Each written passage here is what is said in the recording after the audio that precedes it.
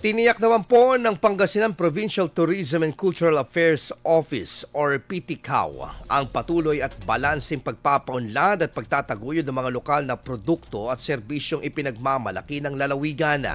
Ayon kay PTCAO Department Head Ms. Maria Amor Elduayan, nagpapatuloy ang mahigpit na koordinasyon ng kanilang tanggapan sa mga lokal na pamahalaan sa pamamagitan ng kanilang tourism offices upang higit pang makilala at maipakilala ang mga natatanging produkto, serbisyo at tradisyon ng bawat bayan at lungsod sa Pangasinan. Tuloy-tuloy naman po yung gagawin nating partnership with the LGUs through their tourism officers. Pinagmamalaki po na malakas naman po ang kooperasyon at pagtutulungan ng lahat dahil maganda po yung aming Tourism Association of Tourism Officers.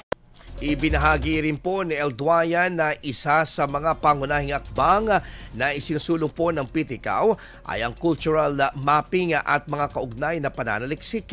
Layunin nitong mapalalim pa ang pag-unawa sa kasaysayan at kultura ng lalawigan, ang mga elementong nagsisilbing pundasyon ng identity ng mga lokal na produkto at sining.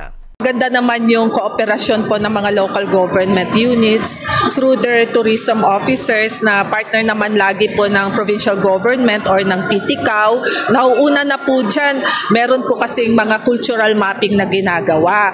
So ang cultural mapping, nagkakaroon din ng research ng hindi lang ng mga heritage natin na built heritage, pati ang mga ganyan na lahat ng produkto o bagay o destination na pinapakita ng mga LGUs.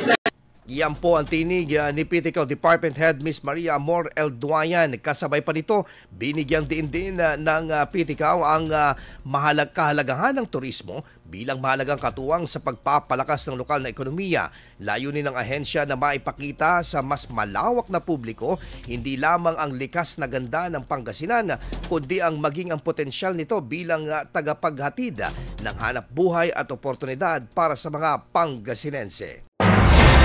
IFM News. IFM News. IFM News.